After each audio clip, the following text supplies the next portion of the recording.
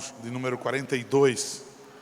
E eu peço que você folheie a sua palavra, sua Bíblia, a preciosa palavra de Deus. Bem desejoso de que Deus vos fale ao coração. Como já dizia o teólogo, assim como uma mãe vai ao berço somente para encontrar o seu bebê ali, o seu filho, vamos à Escritura, então somente para encontrar Cristo. Salmo de número 42.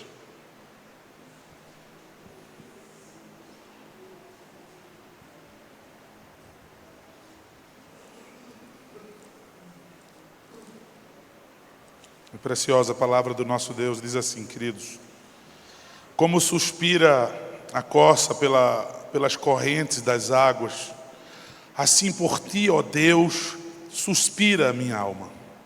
A minha alma tem sede de Deus, do Deus vivo. Quando irei e me verei perante a face de Deus? As minhas lágrimas têm sido meu alimento dia e noite, enquanto me dizem continuamente: o teu Deus, onde está? Lembro-me destas coisas e dentro de mim se me derrama a alma, de como passava eu com a multidão de povo e os guiava em procissão à casa de Deus, entre gritos de alegria e louvor, multidão em festa. Por que estás abatida, ó minha alma? Por que te perturbas dentro de mim? Espera em Deus, pois ainda o louvarei, a Ele, meu auxílio e meu Deus. Sinto abatida dentro de mim a minha alma. Lembro-me, portanto, de ti nas terras do Jordão, e no monte Hermon, e no outeiro de Mizar. Um abismo chama outro abismo, ao fragor das tuas catadupas, todas as tuas ondas e vagas passaram sobre mim. Contudo, o Senhor durante o dia me concede a sua misericórdia, e à noite comigo está o seu cântico, uma oração ao Deus da minha vida. Digo a Deus, minha rocha: por que te olvidaste de mim? Por que hei de andar eu lamentando sob a opressão dos meus inimigos? Esmigalham-se-me os ossos quando os meus adversários me insultam, dizendo: o teu Deus onde está? Por que estás abatido, ó minha alma? Por que te perturbas dentro de mim? Espera em Deus, pois ainda o louvarei, a Ele, meu auxílio e meu Deus. Amém. Orem comigo, queridos. Ó Deus, nós suplicamos, a nossa oração é de súplica, porque, Deus, nós carecemos da Tua palavra. Como uma terra seca, sedenta, nós suplicamos ao Senhor, Pai, nos encharca com a Tua palavra. Pai, em o nome de Jesus, uma oração de ações de graças pelo privilégio maravilhoso de nessa manhã estarmos ouvindo a Tua palavra, de estarmos observando o Teu santo dia, Pai. Poderíamos estar gastando o nosso dia, os nossos preciosos tempos que deveríamos estar vivendo para a Tua glória, inclusive no dia de hoje que é Teu. Então, Pai, louvado seja, porque o Senhor nos conduziu aqui. Não somos obra do acaso, mas porque aprouve ao Senhor nos trazer aqui, Pai, pela Tua palavra, pela suficiência, exclusividade, pureza e simplicidade da Tua palavra. Fala aos nossos corações, Pai, em o nome de Jesus. O Teu Santo Espírito, Pai, agindo poderosamente dentro de nós, ao ouvirmos as Tuas verdades absolutas. Não nos permite, Pai, sermos roubados, sermos enganados pelo nosso coração. Tudo, Pai, aquilo que for usado pelo nosso coração, pelas artimanhas de Satanás, nosso inimigo, ó Deus, não permite que a Tua palavra nos seja ocultada. Ajuda-nos, ó Deus, enche-nos pela Tua palavra, transforma-nos, e se for da Tua vontade, Pai, salva pecadores nessa manhã, em o nome de Jesus. Amém. Querido, sobre o culto, entendendo que ele não é uma mera sugestão de Deus domingueira, entendendo que ele não é um mero entretenimento, para o domingo um mero entretenimento religioso. Nós cuidamos da nossa semana, fazemos todas as nossas coisas durante a semana e no domingo há uma sugestão de Deus, há um mero convite de Deus para que Deus entretenha o seu povo agora em um dia da semana. É santa convocação. O Senhor chamou o seu povo, o Senhor convocou o seu povo, ou seja, de maneira que isso não é opcional aos crentes, não é opcional ao seu povo, não importando qualquer dificuldade cultural, não importando qualquer outro tipo de dificuldade. Os nossos dias nos trazem cada vez mais barreiras e empecilhos, que muitas vezes nós assentamos no nosso coração e aí, como que uma justificativa, nós tiramos um peso, porque na verdade isso é um peso. O Senhor convoca o seu povo, e nós vemos no Antigo Testamento que Deus convocava o seu povo, inclusive as crianças de peito estavam com suas mães, de maneira que as crianças ali, inclusive, percebiam.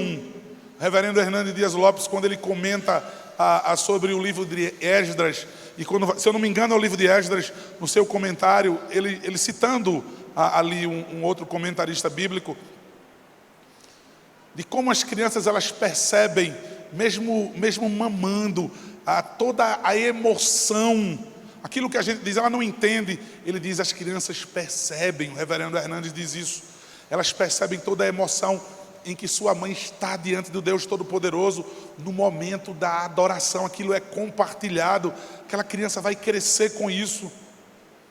Queridos, eu tenho visto algo bem estranho entre o povo de Deus, uma apatia quando nós estamos diante de Deus para adorá-lo, ou muitas vezes quando nós somos impedidos de ir ao culto. Como assim, pastor, uma apatia? Hoje eu não posso ir para o culto porque eu estou com uma dorzinha de cabeça, e aí simplesmente eu fico em casa e me agarro no Instagram, e aí eu já ligo a televisão ali. Eu não vou para a igreja porque o meu marido me fez raiva logo cedo, porque eu recebi uma ligação e aí eu me atrasei, ou porque eu tenho um trabalho pesado amanhã, ou porque eu tenho prova amanhã. E a primeira coisa que é negociada é a convocação que o Senhor lhe fez. É santa convocação. Queridos, o conceito de santidade nosso é muito pobre. Vejam, um dos maiores atributos de Deus que a Bíblia revela é a santidade. E ele diz, vejam, vocês precisam ser santos. Sede santos, porque eu sou santo. Aí nós lemos também, santidade sem a qual ninguém verá o Senhor. Então, entendendo que somos santos, entendendo que o Senhor nos tirou de um uso comum, de um uso espúrio, de um uso mundano, vil e desprezível, porque todos pecaram e destituídos foram da glória de Deus, afastados, banidos da presença, ou seja, da aceitação gloriosa de Deus. Entendendo então que Deus, Ele arranca esse conceito de santidade, é como que um decepar, é como que amputar, é uma amputação, é algo radical. Deus tira você do império das trevas e agora Ele transporta você para o reino do Filho do seu amor. Em Isaías, quando nós lemos na presença do Senhor, santo, santo, santo é o Senhor dos exércitos. Por que santo, santo, santo? É por causa da canção gospel. Eu sei, tem uma canção gospel que repete 1200 vezes santo, santo, e eu não sei por que eu choro. É porque é Deus Pai santo, porque Deus Filho santo e porque o Espírito é santo. Então são 3 vezes santos. Ainda que isso seja uma verdade, mas é porque a gramática hebraica ela não vai para o superlativo. Não tem como dizer boníssimo, não tem como dizer santíssimo. E aí então, como que não tivesse nenhuma outra chance de expressar a santidade de Deus, então ele repete, Kadosh, Kadosh, Kadosh. não consigo expressar a santidade de Deus. Os serafins que ali estão na presença de Deus, aqueles anjos serafins, serafins significam aqueles que efervescem na presença de Deus. Então eles estão ali de contínuo na presença de Deus em adoração, e eles efervescem santos diante do Deus Santíssimo. Por que então a nossa apatia, se nós já declaramos que somos cidadãos do céu? Veja, parece que de repente nós vamos acordar no céu e agora nós vamos amar o Senhor. Parece que de repente nós vamos morrer e acordar e agora eu amo o culto. E agora eu amo estar na presença de Deus. Eu não consigo passar 5 minutos numa leitura bíblica. Eu não consigo orar por 2 minutos. Eu não suporto a demora da pregação. Eu não suporto a demora do culto. E de repente eu vou aparecer no céu e eu vou amar fazer isso por toda a eternidade. Vocês acreditam nisso? Você consegue continuar mentindo para você mesmo? De repente você vai acordar no céu amando estar face a face com a majestade do Senhor. A evidência de que isso é verdadeira é agora. O Senhor santificou você agora. Queridos, o salmista ele escreve aqui a condição do seu coração, a verdade do seu coração, quando ele foi impedido de estar na presença de Deus. Eu não sei qual é o seu motivo, mas o salmista aqui, o texto nos relata o seu grande problema, o seu maior problema, aquilo que lhe trouxe uma angústia, uma depressão sem igual. E eu queria que você se identificasse, que você comparasse a vida desse homem, que foi um pecador, mas a condição do seu coração, quando você é impedido realmente de estar diante de Deus no culto. Eu queria contextualizar a questão do culto, porque era o único lugar onde Deus habitava, era no templo. Sabemos que Cristo tabernaculou, sabemos que hoje nós somos morada do Espírito Santo, mas veja, um único local apenas, onde Deus se fazia presente para ser adorado. Eu queria contextualizar isso hoje, o culto no dia do Senhor, como bem falou aqui o pastor, no Salmo 122 que ele leu. A cidade feita bem compacta, bem ajustada, de uma maneira que as pessoas ficavam um de frente para o outro. As pessoas olhavam, as pessoas viviam em comunhão. E aí, não obstante o dia que elas estavam tendo, as coisas ruins que estavam vivendo, Salmo 22 ele quer dizer, alegrem-se. Não obstante o que vocês estão passando de tristes, de dificuldades, alegrem-se, porque hoje é o dia do Senhor. Hoje é o dia de cultuar ao Senhor. No Salmo 122, o salmista aqui, ele certamente é Davi, queridos. Ainda que no título nós leiamos ao mestre de canto, os filhos de Corá. Ainda que tenha aqui os filhos de Corá, mas é porque certamente Davi, o salmista, ele entregava os salmos, alguns salmos, para que os filhos de Corá metrificassem, para que os filhos de Corá musicassem, se assim eu posso falar, os salmos. Mas certamente aqui era Davi, fugindo de Absalão, fugindo de Saul, também não se sabe, há uma discussão grande por isso, nós não temos tempo para isso aqui, mas o que importa, queridos, é entender que ele estava impedido, que ele estava longe da presença do Senhor. E aqui ele, inspirado pelo Espírito Santo, ele externiza aqui, com a maestria poética incrível, qual era a condição do seu coração. Eu quero que vocês olhem mais uma vez o Salmo de número 42. Obrigado, pastor. Como suspira a coça pela corrente das águas, assim por ti, ó Deus, suspira a minha alma. Ele pega um animal, ele pega um bicho para expressar como ele externaliza essa dor dele, essa falta dele. E ele quer colocar aqui como suspira a coça. Na verdade é um gemido. A coça é uma espécie de veado, é a fêmea do veado.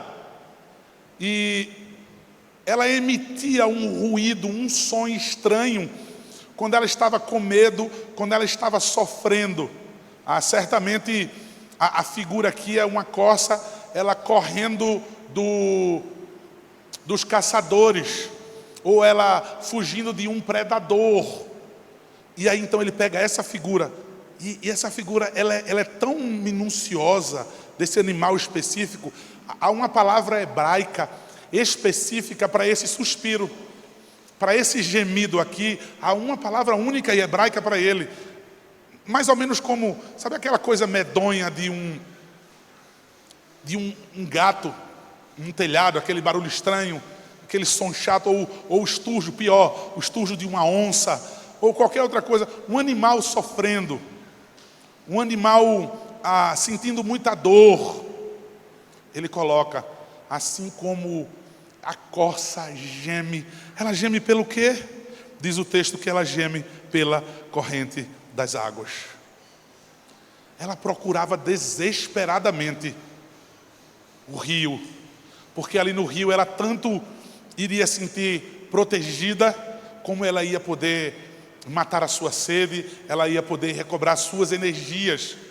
Mas então a coça, quando ela via o leito do rio, ela não simplesmente, como os outros animais, ela não abaixa a cabeça e lambe um pouquinho na beira do rio. Ela parte com muita velocidade, com o resto de suas energias. Ela corre e ela mergulha dentro do rio, como se ela quisesse se refrescar por dentro e por fora. Ela envolta pelo rio, ela se sentia segura. E o salmista então usa essa figura, com um ruído, com um gemido medonho. Ele diz: é desse jeito a minha alma, pelo meu Deus. Observe, desse jeito minha alma suspira, ó Deus. A minha alma anela, a minha alma deseja, a minha alma encontra força, a minha alma encontra refúgio, proteção, segurança, descanso no Senhor somente. Ele diz: assim como a coça, assim é a minha alma, assim é que eu sou por dentro. O versículo 2 diz: a minha alma tem sede de Deus, do Deus vivo. Quando irei e me verei perante a face de Deus? A minha alma tem sede do Deus vivo. Sempre que tem essa expressão no Antigo e no Novo Testamento, o Deus vivo, certamente é uma espécie, parecido com um sarcasmo, porque só existe um Deus vivo e verdadeiro. Não há outro Deus, são falsos deuses. Tem boca, mas não fala, tem ouvidos, mas não ouvem, tem pés, mas não andam. São ídolos mudos, são falsos deuses. Então quando ele diz o Deus vivo, ele está querendo dizer, só existe esse. O seu Deus é um Deus morto, inoperante. Ele diz: a minha alma tem sede do Deus vivo. Quando é que eu irei e me verei perante a face de Deus? Irmãos, declaramos muitas vezes com o salmista: olha, a igreja evangélica hoje, ela declara que serve ao Deus vivo e verdadeiro. A gente coloca nos adesivos, a gente coloca nas redes sociais, mas o nosso relacionamento com esse Deus é como se ele estivesse morto. Essa é a grande realidade. Fujamos de toda a hipocrisia. Servimos a um Deus vivo, mas o nosso relacionamento com ele parece que é um Deus morto. Morreu, rompeu qualquer relacionamento, qualquer contato. Eu não ouço os mortos, eu não falo com os mortos. A tua oração hoje pela manhã, se você fez oração hoje de manhã, ou você está brigado com Deus, que você nem falou com Ele ainda hoje, ou você tem altivo o seu olhar, ou você é muito bom e não precisa, que você não dobrou os seus joelhos hoje ainda, orou, a tua oração, medíocre, pequena, apressada, como se fosse um Deus morto, e criticamos a reza dos católicos romanos. A minha alma tem sede do Deus vivo. Deus está vivo, eu me relaciono com Ele. Eu caminho com Ele diariamente. Eu ouço o meu Deus pela Sua palavra, pela exclusividade da Sua palavra, pela suficiência da Sua palavra. Eu falo com Deus. A minha alma tem sede disso, desse relacionamento com Deus. Irmãos, ele não quer dizer a minha alma tem sede de cumprir poucos momentos de liturgia numa igreja presbiteriana. De estar na presença do Senhor, irmãos. De amar os poucos instantes que nós estamos aqui. Ainda que diga muito mais lá fora, mas aqui está falando especificamente sobre o momento do culto. Por isso que eu queria me deter nisso. O se deleitar aqui em cada momento, em cada elemento de culto, de se relacionar com Deus. Irmãos, o culto, ele é um relacionamento com Deus. Deus fala conosco através da sua palavra. Um culto reformado, ele é dialogal ou pactual. Deus fala pela sua palavra. Era assim no princípio, no Antigo Testamento. Deus fala pela sua palavra e a igreja responde em adoração. Deus fala pela sua palavra e a gente responde em louvor. Veja, irmãos, a minha alma tem sede desse relacionamento. E ele diz, quando é que eu irei e me verei perante a face do Senhor? Irmãos, Davi não está em Jerusalém. Davi não está na cidade santa. A sua casa, os seus bens, os seus amigos, os seus familiares. Deixa eu repetir aqui. Os seus bens, os seus bens, os seus bens, o seu dinheiro e o seu dinheiro. E ele simplesmente está angustiado, não é pensando, será, como é que estão as minhas coisas? Será que alguém já se apropriou dela? Será que estão roubando? Estou deixando de perder os investimentos e... A minha alma tem sede de uma coisa. A minha alma tem sede do Deus vivo. A minha alma está gemendo por dentro. A minha alma está angustiada por dentro. E, irmãos, eu sou meio que estraga prazer quando eu digo, irmãos, ele está falando aqui, não é sobre os seus probleminhas, porque o nosso maior problema Deus resolveu. Em Cristo Jesus nós temos paz com Deus. Se nós fomos reconciliados em Cristo Jesus e nós temos paz com Deus, as outras demais coisas, buscando o seu reino e a sua justiça em primeiro lugar, são demais coisas. Ele diz então, a sua angústia é porque não pode estar na presença de Deus, porque não pode estar cultuando ao Senhor. Então a única coisa que ele tem em mente é, quando é que eu me verei de novo no culto? Quando é que eu estarei na quarta igreja de novo adorando? Quando é que eu estarei lá na igreja reformada de novo?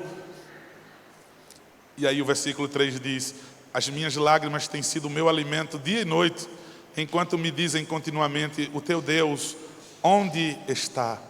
As minhas lágrimas têm sido o meu alimento. Irmãos, alimento aqui é a ideia de um banquete, de uma ceia. Quando nós comemos, nós comemoramos. Eu faço uma comida, eu chamo alguém para ir lá para casa, eu quero comemorar algo, eu quero conhecer mais aquela pessoa, um banquete. Ele está dizendo, o motivo que eu tenho aqui para comer, para banquetear, veja, são as minhas lágrimas. Eu como as minhas lágrimas. E ele diz, dia e noite. Quando ele diz dia e noite, ele quer dizer de contínuo.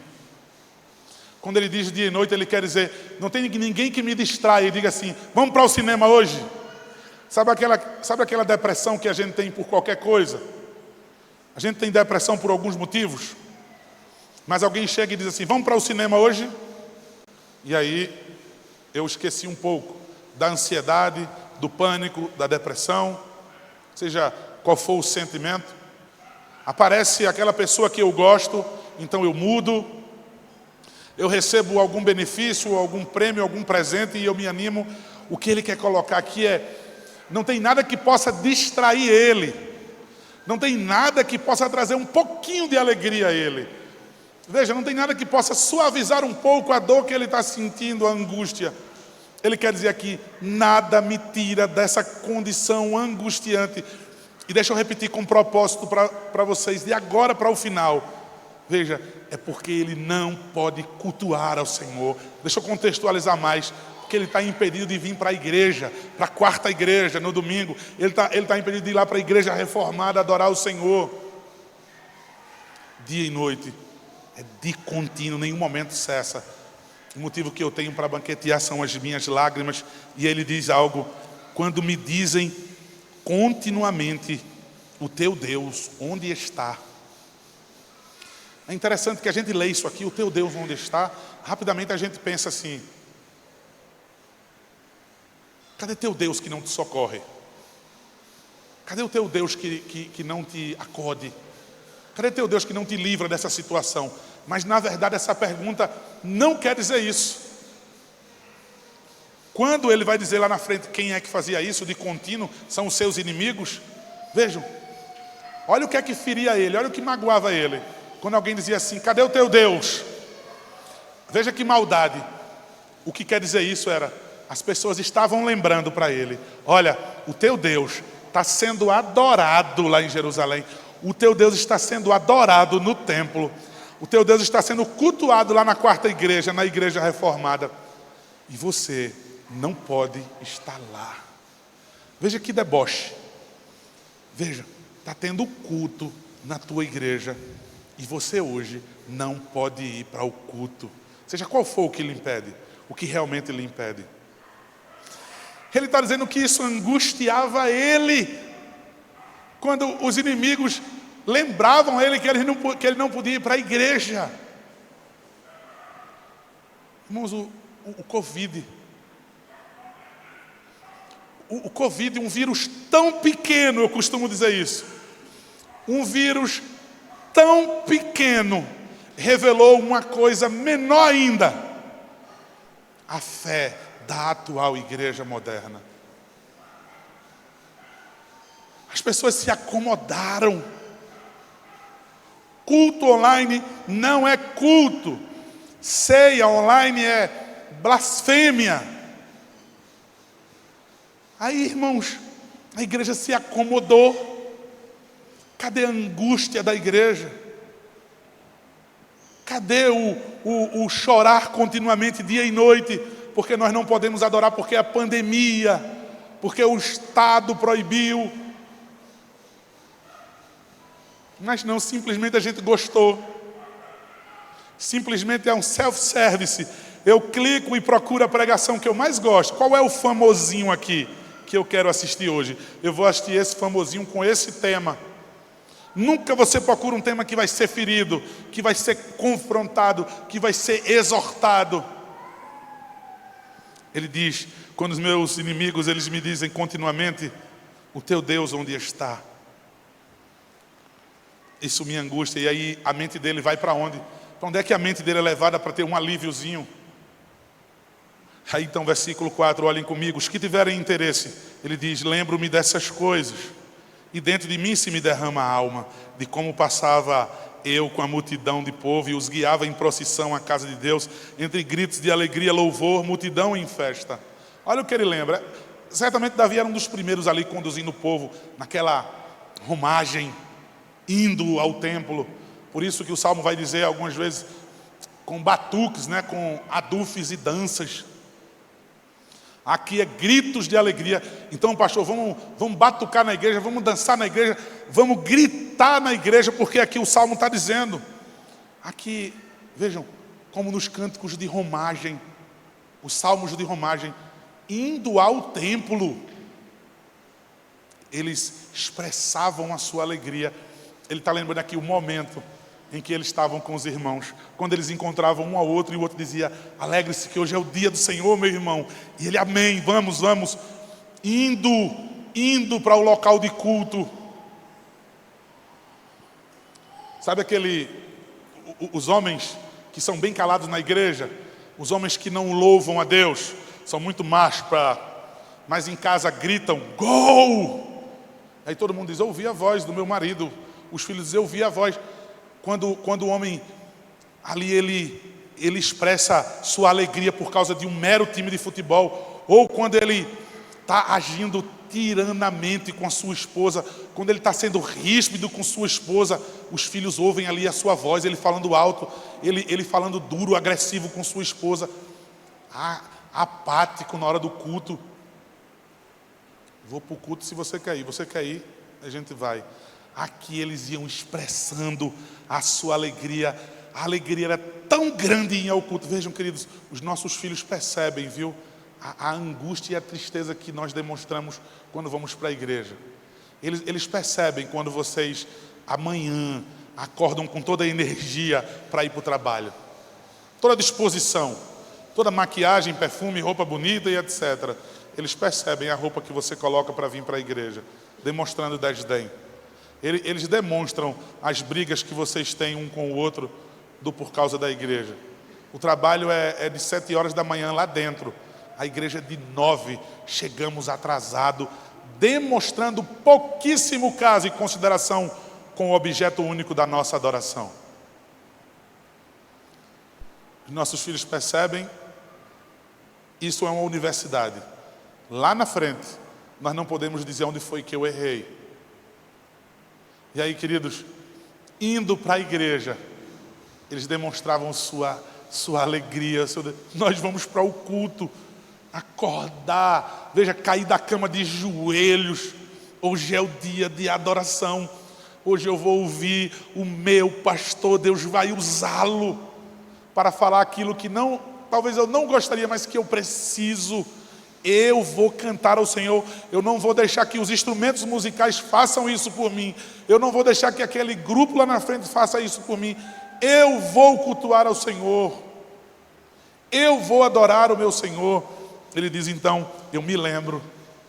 É o momento em que ele se alegrava. Irmãos, ele não pensava na sua casa. Ele não pensava nos números da conta bancária. Ele se lembrava do momento de ir ao culto. Era a sua alegria. E ele diz o versículo 5, porque estás abatido, ó minha alma. Irmão, você já viu alguém conversar consigo mesmo? Alguém falando sozinho?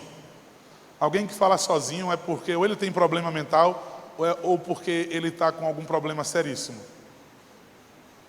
Não, pastor, nem sempre, né? Mas você está conversando com você, certamente você não está contando uma piada para você, é o que eu quero dizer.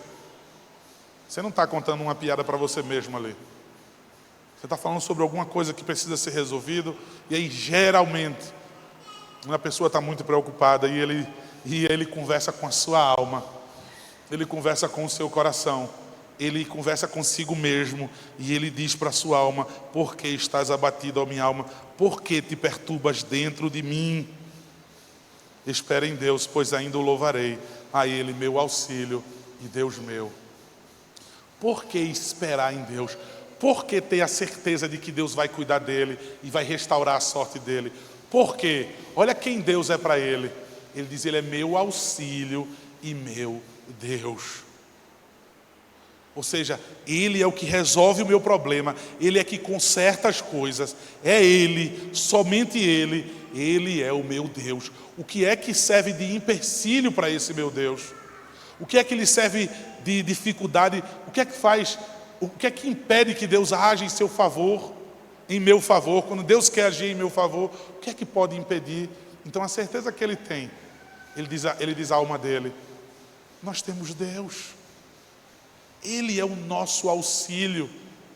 Ele disse para a alma dele, é como se ele dissesse, por que você está olhando para os montes e perguntando de onde virá o meu socorro? Se você sabe que o seu socorro vem somente do Senhor. Então ele está dizendo isso para a alma dele. Então ele diz, espera, porque ainda o louvaremos. Ele não está dizendo, irmão, deixa eu estragar o prazer de novo. Ele não está dizendo, espera porque aquele dinheiro vai voltar para a conta bancária. Ele está falando de uma riqueza muito maior e eterna. Espera porque você ainda vai voltar a louvar o Senhor. Queridos, no versículo 6 ele diz, sinto a batida dentro de mim a minha alma. Lembro-me, portanto, de ti nas terras do Jordão e no Monte Hermon e no outeiro de Mizar. O Monte Hermon, você tem uma ideia aqui no plural, ele usa uma expressão no hebraico, o mem sofit, que que é para o plural no hebraico. Então ele está falando aí os montes Hermon, não de um monte Hermon. O que ele quer dizer é, toda montanha, todo monte me faz lembrar do monte Hermon. Todo outeiro, todo pequeno monte me faz lembrar do de Mizar. Ele quer dizer, tudo me lembra a quarta igreja. Tudo me lembra a igreja reformada. Tudo me faz lembrar do culto. Você sabe um rapaz, uma moça enamorada, apaixonado. Tudo ele lembra dela. Um maridão apaixonado, ele está na rua, está em algum lugar, ele diz, essa flor aqui, isso parece com a minha esposa. Eu tenho que fazê-la sofrer, eu tenho que arrancar aqui e levá-la. Se ela estivesse aqui, eu mostrava para ela, mas eu tenho que levar essa flor para minha esposa. Isso me lembra a doçura dela, isso me lembra a beleza dela. Veja, tudo faz com que ele se lembre do culto. Ele lembrou dos irmãos, de como era a alegria. E aí toda vez que a alma dele fica angustiada, irmãos, peraí Davi, peraí salmista, você não tem outra coisa não para fazer? Você é um desocupado. Isso é que é um homem desocupado. Isso é que é um homem de um coração vazio, só pensa em igreja. Só tem isso. Tu devia ir para o seminário, tu devia ser pastor, tu devia ser missionário, porque tu só pensa em igreja, em culto.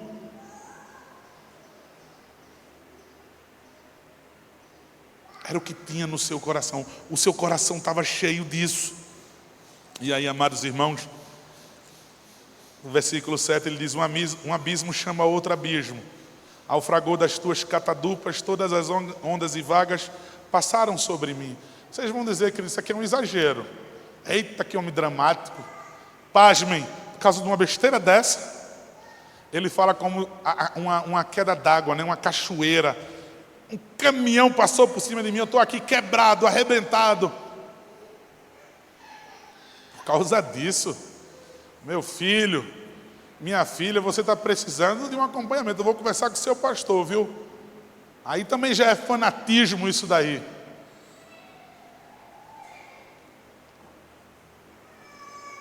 Um abismo chama outro abismo. O que ele quer dizer aqui é, está ruim, pode piorar.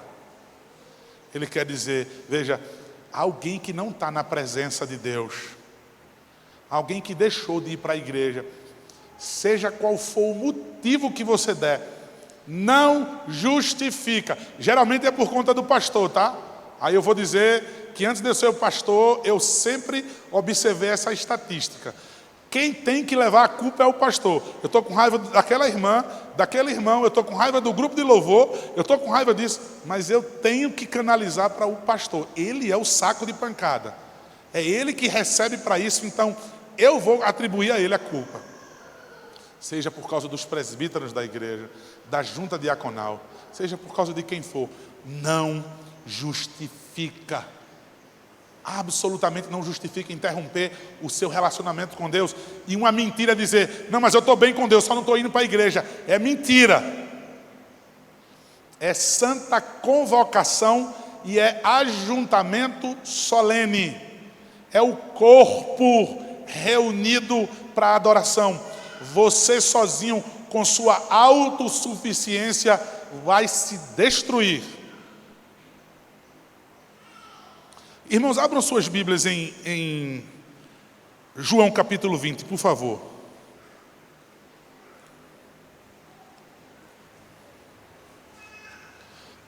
João capítulo 20.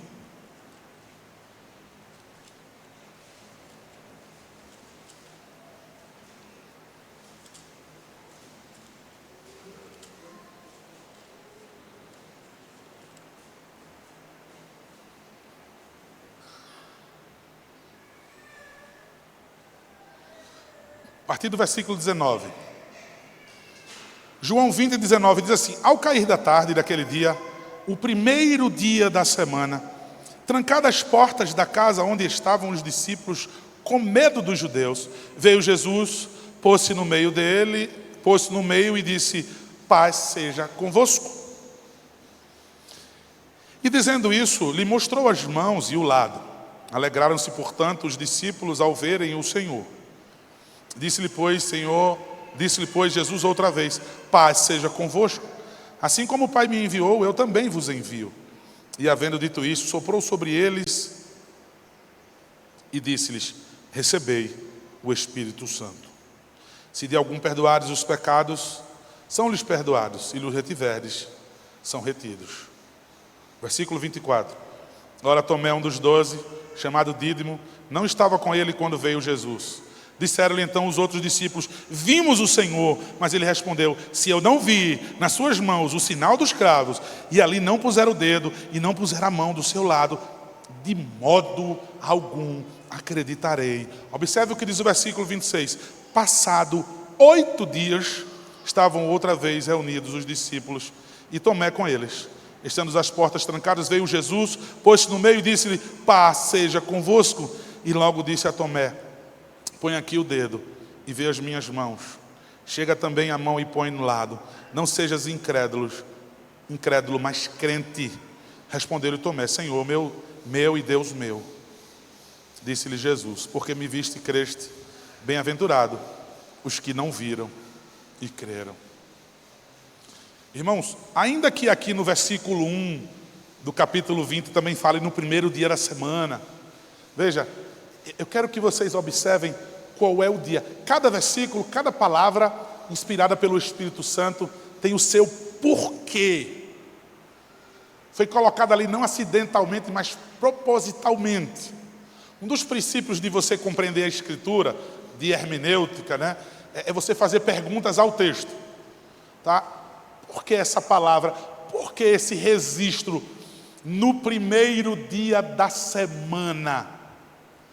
Por que esse destaque? Qual a importância de se registrar aqui no primeiro dia da semana? Veja, nós entendemos no Antigo Testamento a questão do sábado, de ser um dia especial. Nós vimos lá os 10 mandamentos. Êxodo capítulo 20, nós vimos a repetição da lei em Deuteronômio capítulo 5. Nós vimos ali os 10 mandamentos, do qual a igreja hoje, infelizmente, inclusive a igreja presbiteriana, inclusive, pasmem, a igreja presbiteriana, a gente ouve muito. Eu escutei isso na minha igreja desde pequeno. Vivemos no tempo da graça, não vivemos mais no tempo da lei. E aí fazem uma dicotomia. Sempre vivemos no tempo da graça. Sempre. Lá no Éden, quando Adão e Eva pecaram, a graça, Jesus Cristo já estava ali. Quando eles tentaram resolver o problema do pecado deles, colhendo folhas para cobrir a vergonha da sua nudez, não conseguiram por si mesmo resolver o problema do pecado.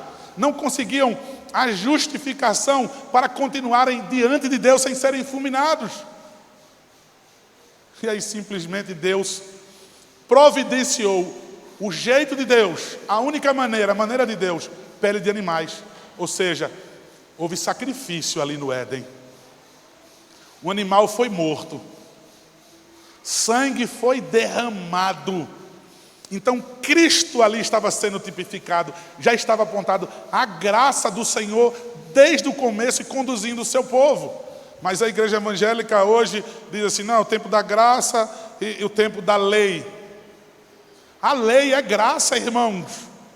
Aí simplesmente as pessoas usam isso hoje numa ignorância bestial, porque isso tem matado, isso tem fazendo com que a igreja naufrague na fé. Vejam, irmãos, os 10 mandamentos. Não, isso é lei, isso é... Sim, é lei. A lei, ela nos conduz para Cristo. Ela é um ensino, ela nos empurra para Cristo. Quem disse que a lei é ruim? Existiam 3 leis no Antigo Testamento, né? Outras assim, mas especificamente. A lei cerimonial que apontava para Cristo. Os sacrifícios, os rituais cessaram.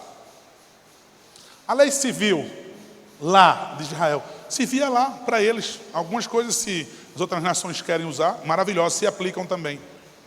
Mas então, era para aquela nação, lei civil. Lei cerimonial apontava para Cristo, caiu em desuso. Mas a lei moral de Deus, veja, os 10 mandamentos, Mas vamos lá. Não, os 10 mandamentos. Não pode roubar, tá? Não pode adulterar, não pode mentir, tá? Quando chega no 4º mandamento, no dia do Senhor, lá vem você com seu legalismo. Dos 10 mandamentos que revelam o caráter moral de Deus, um mandamento eu não observo. Um mandamento eu faço pouquíssimo caso. Em Êxodo 20, e na repetição em Deuteronômio 5, somente esse mandamento tem algo diferente nele. Em Êxodo 20 vai dizer, porque Deus criou o mundo em 6 dias e no 7º ele descansou. Quando chega em Deuteronômio capítulo 5, ele diz, porque Deus te livrou com braço forte e mão estendida. Porque é para guardar um dia para ele, veja. Aí ele coloca ali em Êxodo 20 o princípio criacional. Veja, aí é o último dia da semana. Aí quando ele chega e diz em Deuteronômio 5, ainda era o último dia, ele usa outra expressão, ele diz, porque Deus te livrou com braço forte e mão estendida. Ele quer falar da obra de Cristo ali, é o germen ali então da nova era, da nova ordem a ser instaurada em Cristo Jesus. Ele ali já aponta para Cristo Jesus, ou seja, não é mais um princípio criacional como o Êxodo 20, mas agora Deuteronômio 5 aponta agora para um princípio redentivo, com braço forte e mão estendida. Essa é a única diferença, ou seja, apontando para a obra de Cristo Jesus, quando ele ressurge no primeiro dia da semana. E aí nós vamos ver que diz em Atos, a igreja se reunindo para partir o pão, e entre outras coisas no primeiro dia da semana, mas específico nesse, só esse que nós lemos, no primeiro dia da semana, não no 7º dia, não no sábado. Ele coloca aqui no primeiro dia da semana, que inclusive lá em Apocalipse, nós já vemos João chamar de o dia do Senhor. Mas veja, no primeiro dia da semana aqui é colocado. A igreja estava reunida, os discípulos estavam reunidos. E é nesse dia, no primeiro dia da semana, que Jesus aparece ali aos seus discípulos, à sua igreja. Ele lhe comunica a sua paz. Sopra sobre eles e eles recebem o Espírito Santo. Veja, Jesus Cristo aparece entre o seu povo, a igreja, cheios de dificuldades, com as portas trancadas, com medo da perseguição. Não foi nenhum vírus que impediu a igreja de estar reunida. Veja, irmãos, não foi uma coriza do seu nariz, não foi uma briguinha com seu marido, não foi a visita que chegou. Eu queria tanto a oportunidade para a visita chegar lá em casa. Deuteronômio 5 e Êxodo 20, os forasteiros da tua porta para dentro. Está dentro da minha casa? Vai guardar o dia do Senhor comigo. Eu não vou ligar o lixo da televisão nesse dia maravilhoso, porque eu tenho pouco tempo para ficar em comunhão com Deus, porque amanhã tem coisas pertinentes. Amanhã tem o meu trabalho, amanhã tem o meu estudo, amanhã tem outras coisas para fazer, maravilhosas para aqueles dias, para toda aquela semana, mas o domingo é tão rápido, é tão pouco que eu tenho para ficar diante do Deus que eu amo, que eu quero tanto e preciso conhecê-lo cada vez mais. Deixa o forasteiro vir para minha casa me visitar, uma visita chegar. Não, eu não sou evangélico, mas aqui dentro, da minha porta para dentro, tem um ente querido meu, muito querido. Toda vez que ele ia lá para casa, ia para a praia nesse dia. E eu disse, olha, as minhas visitas, elas vão acompanhar e vão guardar esse dia comigo. Não fazemos isso, não fazemos isso. Não é zelo, é por amor. E essa visita nunca mais ficou hospedada lá em casa. Passa o dia lá em casa e vão para o hotel. Aqui diz no primeiro dia da semana, Jesus aparece a eles no meio da igreja, comunica a sua paz, lhe concede seu Espírito. Diz o texto que alguém não estava lá. Tomé não estava lá. Sabe o que eu acho maravilhoso também? É o texto não dizer onde é que ele estava, o que foi que aconteceu. não estava lá. Para que ninguém diga assim, olha o motivo, então meu motivo é parecido com o dele. Seja qual for o motivo que Tomé não estava lá, diz o texto que ele falou, de modo algum eu acreditarei. Aí sabe o que é que diz o texto? Veja, o versículo 19 do capítulo 20 diz assim: na tarde daquele dia, o primeiro dia da semana, diz o texto, então, a partir do versículo 24, Tomé não estava, não creio. E aí, quando diz no versículo 26, observe na sua Bíblia, versículo 26, passados 8 dias depois, o primeiro dia, 8 dias depois, no domingo de novo, não é no dia que você diz que todo dia, isso é a maior mentira, todo dia é dia do Senhor, eu guardo todo dia. Não diga essa mentira, pelo amor de tudo, não diga isso de novo, que todo dia é dia do Senhor e que você guarda todos os dias. Que mentira diabólica isso daí, isso é vil e desprezível. Aqui ele diz, no outro domingo, Jesus aparece de novo entre eles, e de novo comunica a sua paz, e fala com o seu povo. É nesse dia, esse dia especial, não como alguns dizem, legalismo do Antigo Testamento, é no domingo. E aí, queridos,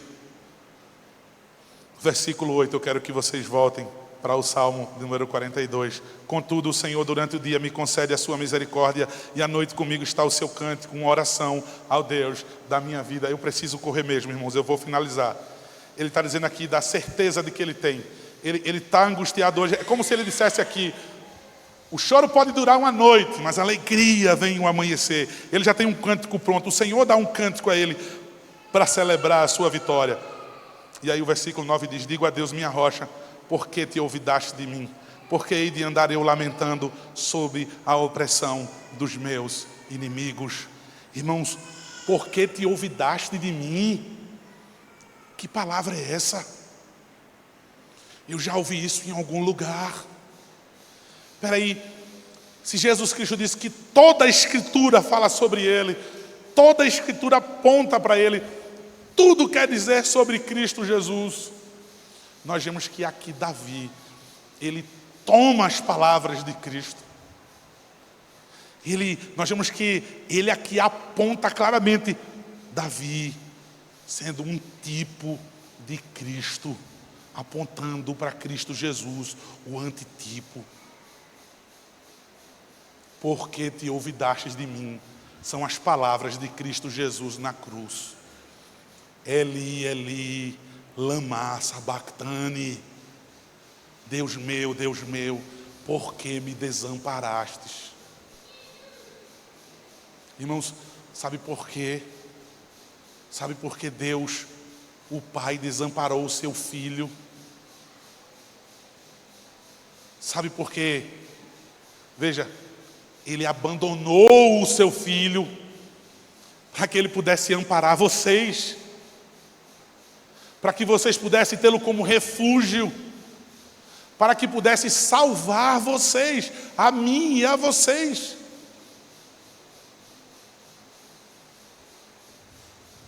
Porque o Senhor se esqueceu de mim, porque o Senhor me abandonou.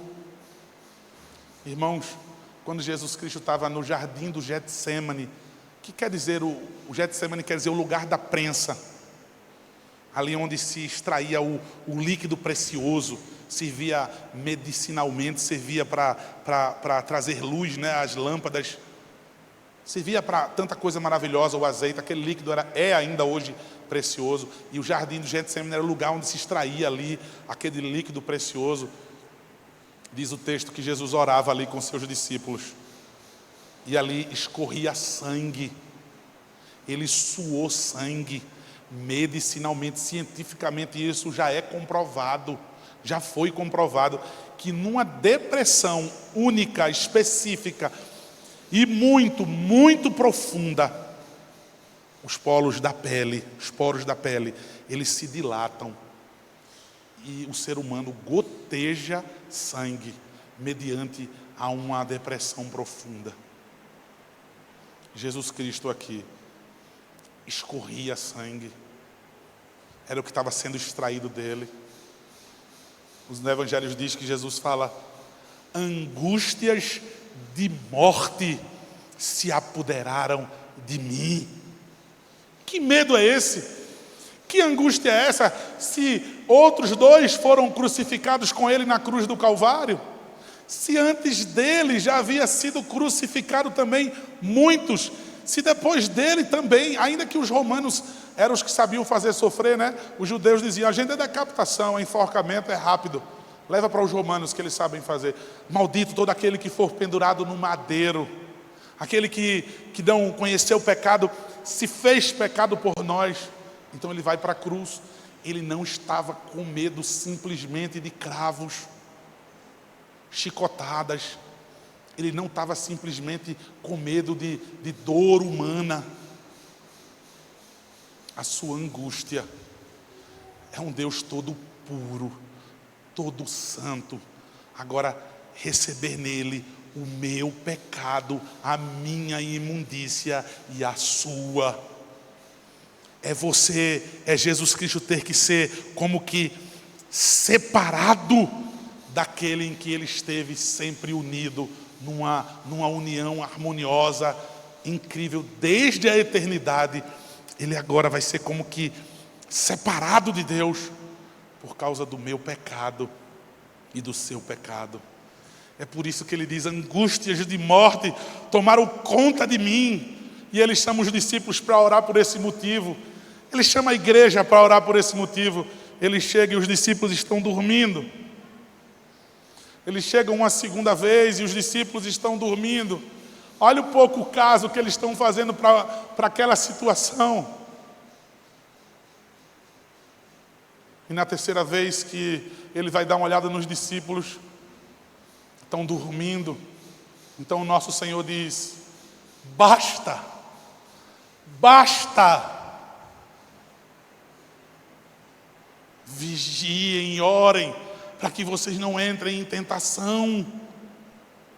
A igreja sucumbindo, a igreja naufragando, a igreja morrendo, apesar de funcionar, o prédio cada vez mais suntuoso, cada vez mais luzes, todas as cores piscando, cada vez mais espetáculos, e os pastores com seus malabares para trazer entretenimento, para trazer o ópio do povo, que vem de novo e de novo para ser entorpecido com esse ópio. Ouvir aquilo que é tão bom ouvir, dizer que eu sou, dizer que eu posso, mas sentar aqui e ver uma espada de 2 gumes me apunhalar. Eu vou procurar uma igreja e eu vou inventar qualquer outro motivo piedoso, santo, para justificar o porquê eu vou para outra igreja. Porque te olvidaste de mim, é isso que o salmista diz, é isso que Cristo Jesus diz. Porque o Senhor me desamparou. Ontem eu falei sobre isso, irmãos, e eu não cesso de falar sobre isso. Esse é meu filho amado, em quem eu me comprazo, na transfiguração, no batismo. Prazer dele no seu filho.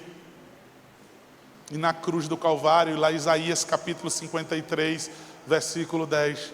Deus se agradou em moer o filho e fazê-lo enfermar. Imagina o filho amado e Deus ter prazer em moer, porque ele viu o meu pecado e o seu na cruz. Porque ele viu o meu pecado na cruz. Deus odeia o pecado. Deus não abre concessões. Deus não tolera, assim como você e eu, o pecado. Ojeriza. E por causa disso, Jesus disse: não, Deus,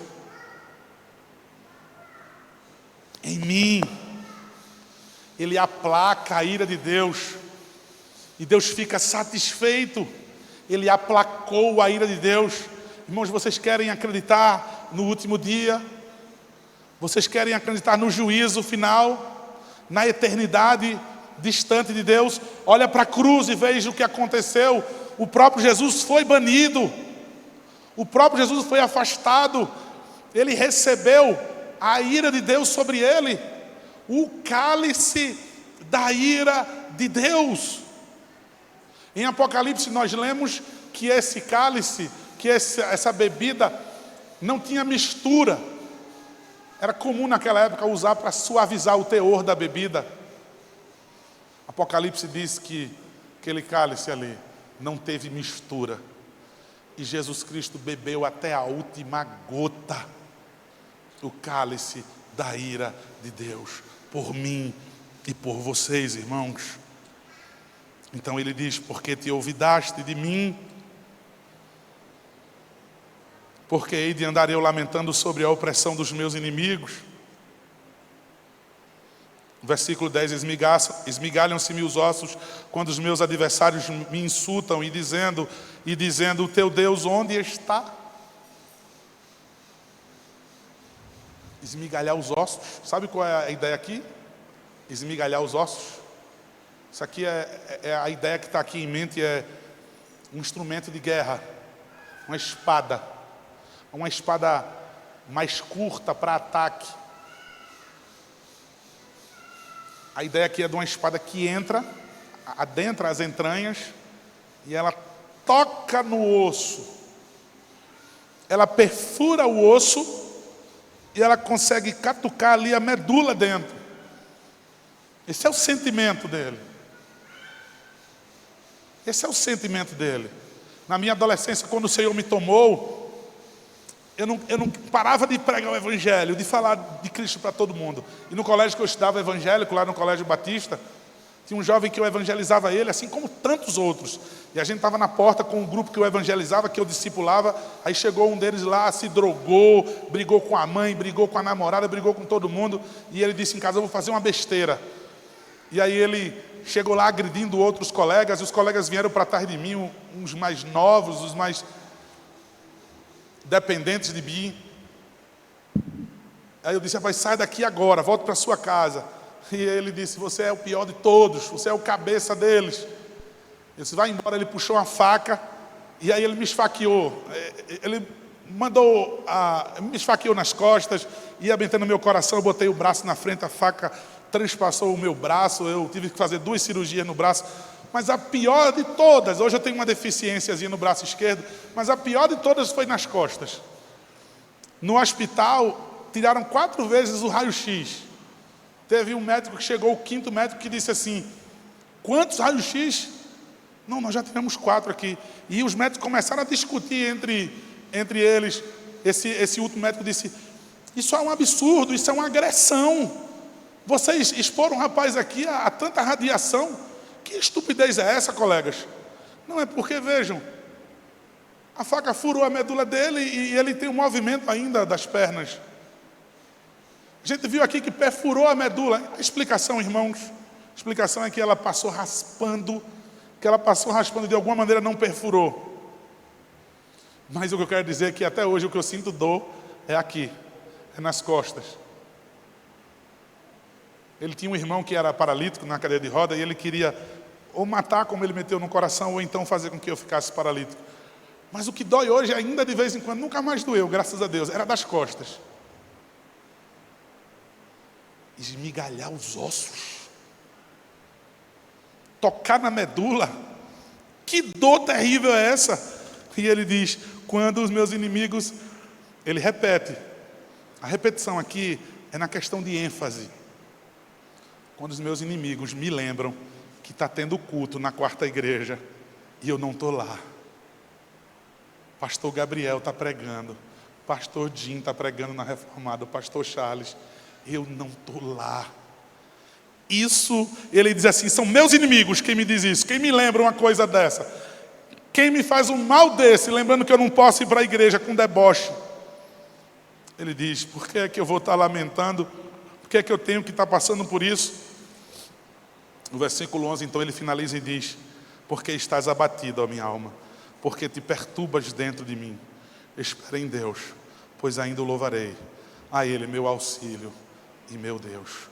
Irmãos, abra mais uma vez sua Bíblia em João, o último texto, e nós encerramos. João capítulo 11.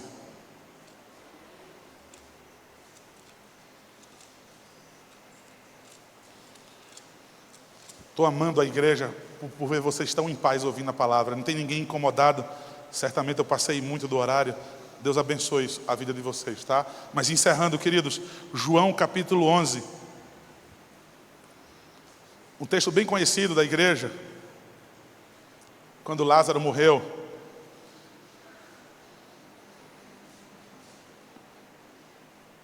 Versículo 32, a partir do versículo 32 de João 11. Quando Maria chegou ao lugar onde Jesus estava, ao vê-lo, lançou-se-lhe aos pés, dizendo: Senhor, se estiveras aqui, meu irmão não teria morrido. Jesus já tinha dito tanto, irmãos, antes, que isso era para a glória de Deus, que ele não tinha morrido. Jesus já tinha dito tanto, E os crentes ali dizendo: se o Senhor tivesse aqui, o Senhor teria morrido. Jesus vendo-a chorar, e bem assim os judeus que a acompanhavam, agitou-se no espírito e comoveu-se. E perguntou: onde o sepultaste?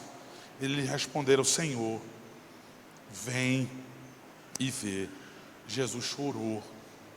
Jesus não chorou aqui, irmãos.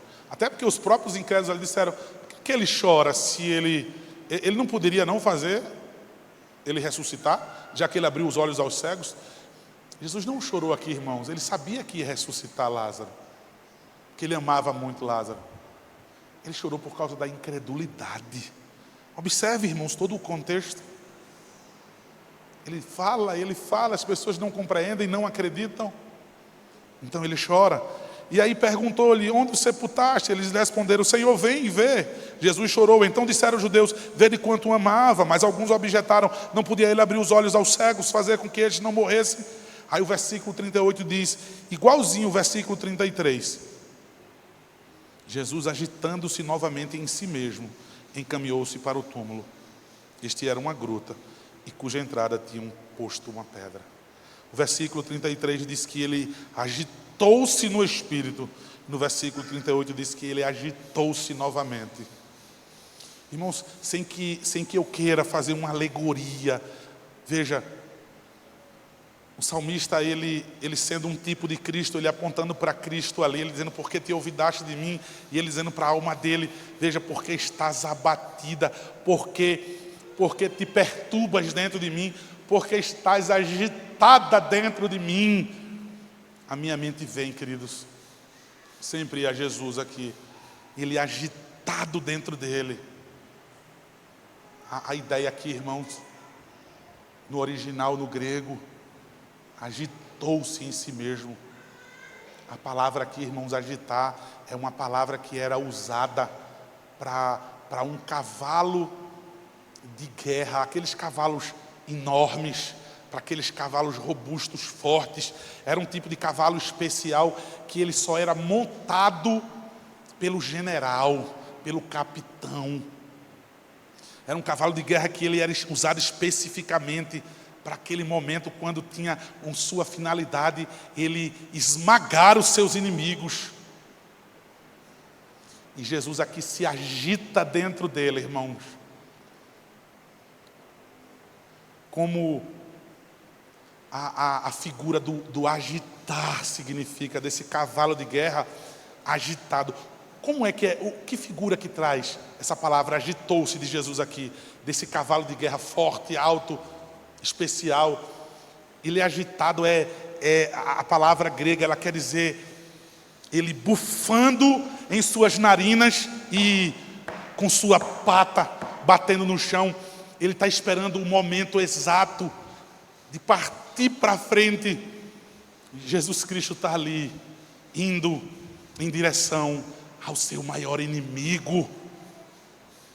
Assim como aquele cavalo recebia a ordem de ir, pisotear e destruir de uma vez por todas os seus inimigos, Jesus Cristo agitou-se dentro dele, para que ele pudesse matar aquele seu inimigo. E como diz o puritano, Jesus matou a morte com a sua morte, a morte da morte na morte de Cristo, para que nós pudéssemos ter vida, e aí viver diante para sempre do Deus vivo, para que possamos desejar estar na presença do Deus vivo, para que nunca mais, já que nós fomos tomados, reconciliados, jamais nos permitir, ou permitir que nada me impeça de estar na presença dEle, adorando.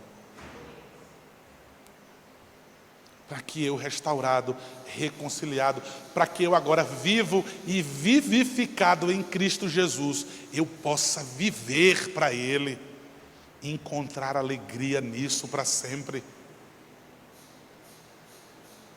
Porque te perturbas, ó minha alma? Ainda o louvaremos, a Ele, o nosso auxílio e o nosso Deus. O que é que Deus é para você, meu irmão? O ser de Cristo, a pessoa de Cristo, a sua obra. Qual o efeito que isso tem causado na tua vida? Foi duradouro e isso é eterno? Qual é a condição do teu coração? E como será de agora por diante a condição do teu coração quando algo te impedir verdadeiramente de estar presente no culto em adoração ao Senhor com a igreja? A você que não é crente hoje, veja, a esse desejo que você sentiu agora, se você sentiu esse desejo de conhecer a esse Deus, de viver hoje, agora e para sempre na presença desse Deus, tendo sempre Ele como teu auxílio, como teu refúgio, como a tua fortaleza, entregue o seu coração ao Senhor. Não protele, não faça planos, entregue, renda-se ao Senhor. Veja, a evidência de que Ele te escolheu é esse desejo que você sente agora por Ele. Deixa eu te dizer como é que não vai ser de fato o Senhor te chamando. Daqui a pouco tu esqueceu, amanhã tu não está nem aí para isso. Mas se Deus continua atraindo você para si, renda-se agora. Você tem um pastor, vocês têm pastores, estão dispostos a caminhar com vocês. Queridos, que Deus nos abençoe. Amém. Pastorzão.